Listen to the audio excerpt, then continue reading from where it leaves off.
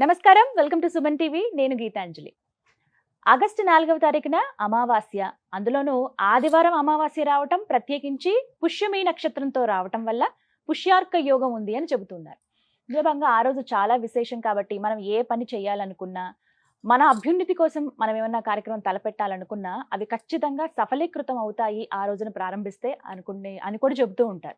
ఇలా భాగంగా నాకు అనిపించింది ఏమైనా చిన్న చిన్న పరిహారాలు, అది కూడా మనందరికీ అందుబాటులో మనం చేసుకోగలిగే విధంగా, మనము మన కుటుంబం మన చుట్టుపక్కల అంతా కూడా సుభిక్షంగా సంతోషంగా ఉండే విధంగా ఉండేవి ఏమైనా పరిహారాలు ఉన్నాయా అని చెప్పి ప్రముఖ జ్యోతిషులు బ్రహ్మశ్రీ నందిబట్ల శ్రీహరి శర్మ గారిని అడిగితే చాలా మంచి పరిహారాలు ఉన్నాయి, మీ అందరూ చేసుకునేవి, మీ అందరూ సంతోషంగా ఉండగలిగేవి అన్నారు. ఇక ఆ మాత్రం చెప్తే ఖచ్చితంగా మీ అందరికి కూడా నేను ఇన్ఫర్మేషన్ అందిస్తాను కదా.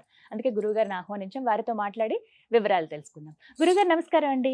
వాగర్థావివ సంపృక్తౌ వాగర్థ ప్రతిపత్తయే జగతః పితరౌ వందే పార్వతీ పరమేశ్వరౌ. సదాశివ సమారంభాం శంకరాచార్య మధ్యమాం అస్మదాచార్య పర్యంతం వందే గురు పరంపరాం. ఆదిత్యాయ చ సోమాయ మంగళాయ బుధాయ చ గురు శుక్ర శనిభ్యశ్చ రాహవే కేతవే నమః. శృంగేరి పీఠాధిపతులకి, కంచి పీఠాధిపతులకి నమస్కారములు తెలియజేసుకుంటూ కార్యక్రమాన్ని ప్రారంభిద్దాం. గురువుగారు, ఆదివారం ప్రత్యేకించి అమావాస్య రావటము, పుష్యార్క యోగం ఆ రోజు ఉండడం, పుష్యమి నక్షత్రం వల్ల విశేషమైన రోజు. అమావాస్య రోజు అనగానే చాలా మంది కొన్ని కార్యక్రమాలు అసలు తలపెట్టరు, కానీ ఈ రోజున తలపెడితే మంచిది అని చెప్పి మీరు చెప్పినటువంటి మాటే.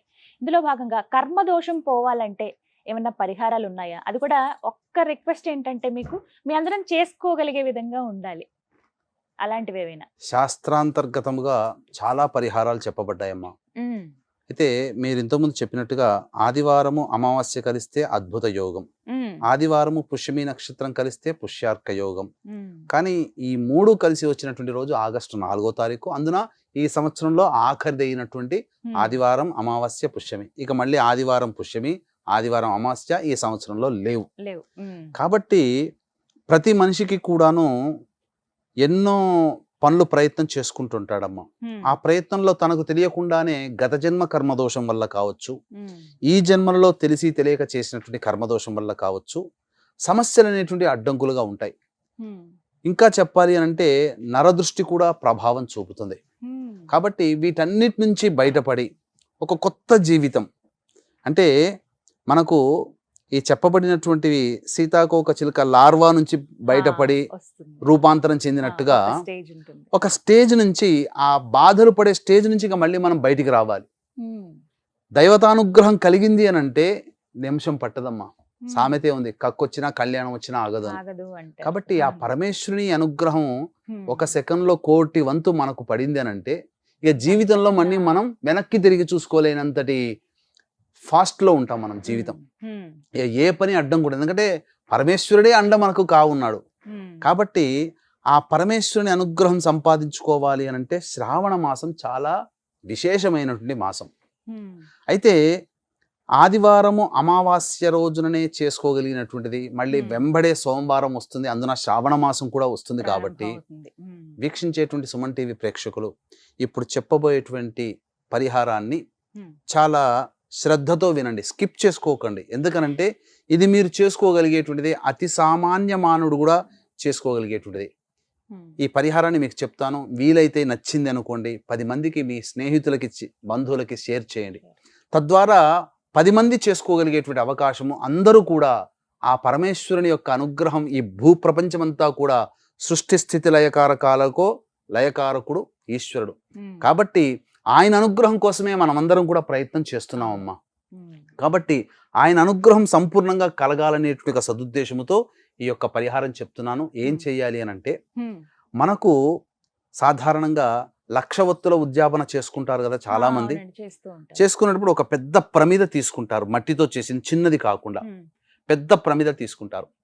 ఆ పెద్ద ప్రమిద తీసుకొని, మీకు ఆ ప్రమిదకు తగ్గట్టుగా, పెద్దదైనా ఇంత చిన్నదైనా ప్రమిదకు తగ్గట్టుగా ఆవు నెయ్యి దొరకని పక్షంలో నువ్వుల నూనె తీసుకోవచ్చు, లేదు విప్ప నూనె కూడా చాలా మంచిది. ఇక తీసుకొని, ఇంకా విశేషంగా చెప్పవలసినంటే అష్టతైలాలు కూడా తీసుకోవచ్చమ్మా. అంటే మీకు ఆవు నెయ్యి, కొబ్బరి నూనె, వేప నూనె, విప్ప నూనె, నువ్వుల నూనె, ఆముదం నూనె, ఇంకా 2-3 తైలములు కూడా ఉన్నాయి. ఇవన్నీ కూడా తీసుకోవచ్చు. ఈ యొక్క తైలములు పంచతైలములు కూడా తీసుకోవచ్చు. ఈ పంచతైలములు ఆవు నెయ్యి, విప్ప నూనె, నువ్వుల నూనె, ఆముదం నూనె, వేప నూనె, ఇవి తీసుకోవచ్చు. పంచతైలములు, అష్టతైలముల కంటే ఇంకా విశేషంగా పంచతైలములు తీసుకోవచ్చు. ఇవన్నీ కలిపినటువంటిది. ఇవి 5 తైలాలు లేవు. కనీసము నువ్వుల నూనెనైనా లేదా కనీసం ఆవు నెయ్యినా, ఈ మూడిట్లో ఏదైనా కానీ తీసుకోవచ్చు. తీసుకొని మీరు ఆ ప్రమిదలో పెట్టుకోండి. అంటే ఆ ప్యాకెట్లో అలాగే పెట్టుకోండి. అలాగే మీరు ఎంత వయసు ఉంటుందో అన్ని ఒత్తులు తీసుకోండి, శ్రేష్టమైనవి. ఇందులో తామర ఒత్తులైనా, తెల్ల జిల్లేడు ఒత్తులైనా, తామర ఒత్తులు, తెల్ల జిల్లేడు ఒత్తులు, అలాగే సాధారణమైన ఒత్తులు 3 కలిపి 1. అలా మీ ఎంత వయసు ఉంటే అన్ని ఒత్తులు 3 కలిపినవి 1.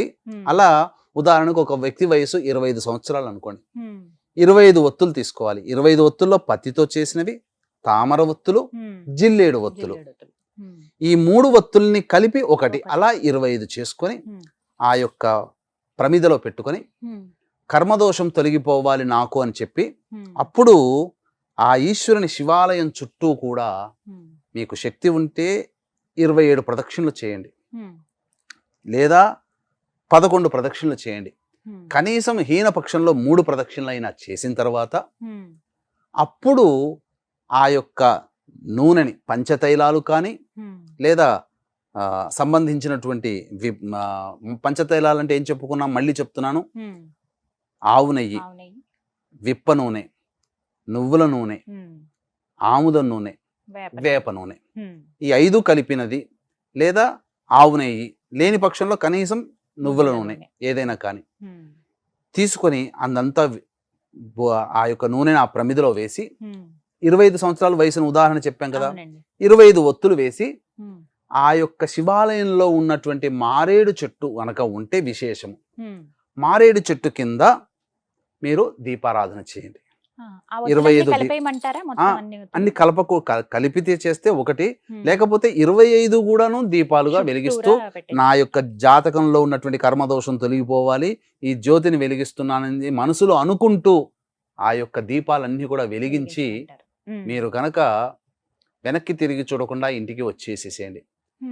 మారేడు చెట్టు లేదండి అని అంటారా, అక్కడ రావి చెట్టు ఉంటుంది కదమ్మా, రావి చెట్టు దగ్గరైనా చేయండి. లేదు అని అంటారా, మీరు కనీసము ధ్వజస్తంభం దగ్గరనైనా కానీ చేయండి.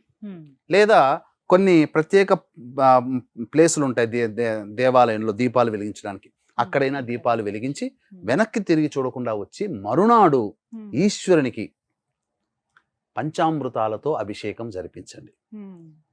జరిపించి అర్చన జరిపించుకోండి. ఈ విధంగా చేసినట్లయితే ఆ ఈశ్వరుని యొక్క అనుగ్రహము మీకు కలిగి అనుకున్నటువంటి సమస్యలన్నీ కూడాను తొలగిపోతాయని చెప్పవచ్చు. కాబట్టి ఇది ఈ యొక్క ఆదివారం అమావాస్య పుష్యమి నక్షత్రం కలిసినటువంటి సమయంలో చెయ్యాలి. అంటే మనకు ఉదయం 7 to 8 సింహలగ్నం ఉంటుంది, లగ్నంలో శుక్రుడు బుధుడు శుభగ్రహాలు ఉన్నాయి. కాబట్టి ఆ సమయంలో చేయవచ్చు. ఆ సమయంలో చేస్తే చాలా విశేషమైనటువంటి ఫలితం కలుగుతుంది. ఈ విధంగా చేసి మళ్ళీ సోమవారం నాడు అభిషేకం జరిపించాలి. ఆ విధంగా చేయడం వల్ల పరమేశ్వరుని యొక్క అనుగ్రహంతో మీరు ఏ సంకల్పం కోసమైతే ఎదురు చూస్తున్నారో ఆ సంకల్పం అతి శీఘ్రముగా, అత్యంత శీఘ్రముగా శివానుగ్రహంతో కదులుతుంది. అనగా మీ సంకల్పం నెరవేరుతుంది. ఏది జరగాలన్నా శివానుగ్రహం కావాలి. పైగా ఈ ఆదివారం అమావాస్య పుష్యమి నక్షత్రం రోజున మీరు చేస్తున్నారు కాబట్టి మళ్ళీ 1 సంవత్సరం వరకు కూడా మీకు అపమృత్యు భయాలు తొలగిపోతాయి, గండ దోషాలు తొలగిపోతాయి. ఇది అందరూ చేసుకోగలిగేటువంటి పరిహారం అమ్మ. కాబట్టి దీన్ని అందరూ కూడా ఆచరించవచ్చు. దీన్ని దృష్టిలో పెట్టుకునే ఈ యొక్క దైవానుగ్రహం ఇది మీరు సాధారణంగా వీక్షించేటువంటి ప్రేక్షకుల కోసం చెప్పినటువంటి సాధారణమైనటువంటి పరిహారం. ఇది అత్యంత శుభమైనటువంటి ఫలితం ఇస్తుంది. అయితే ఉదయం పూటనే, ఉదయం పూటనే అవన్నీ కూడా చేయవచ్చు. ఇక దీన్ని దృష్టిలో పెట్టుకునే కొంతమందికి ఇంకా దైవానుగ్రహం విశేషంగా పొందాలి అనేటువంటి ఆలోచన కూడా ఉంటుంది. కాబట్టి ఇంట్లో పూజ చేసుకునే వాళ్ళు ఆదివారం అమావాస్య పుష్యమి నక్షత్రం రోజున విశేషంగా పూజ చేసుకోవచ్చు. పూజ చేసుకోవడంతో పాటుగా దీన్ని దృష్టిలో పెట్టుకుని ఆ రోజున అత్యంత అరుదుగా వస్తుంది కాబట్టి ఆ రోజున గత జన్మ కర్మదోషాలు తొలగిపోవాలి. దానికి కర్మదోష నివారణ హోమము, అలాగే మా పీఠం ఆధ్వర్యంలో ఆ రోజున 4వ తారీఖు రోజున జరుగుతుంది గత జన్మ కర్మదోష నివారణ హోమము. అలాగే ప్రతి మనిషి తెలిసి తెలియక ఇంకొకరిని బాధ పెడతారమ్మ. అందువల్ల కొన్ని శాపాలు వస్తాయి, ఎదుటి మనిషి యొక్క శాపము. ఆ శాప నివృత్తి హోమాలతో పాటు వృషభ మిథున కర్కాటక సింహతుల వృశ్చిక మకర కుంభమీన రాశుల్లో జన్మించిన వారికి శనిదోష నివారణ హోమాలతో పాటుగా విద్య, వివాహ, ఉద్యోగ, దాంపత్య, అనారోగ్య సమస్యల నివారణకి 18 రకాల హోమాలు కేవలం పర్ హెడ్ 1500 రూపాయలకి చేయించడం జరుగుతుంది.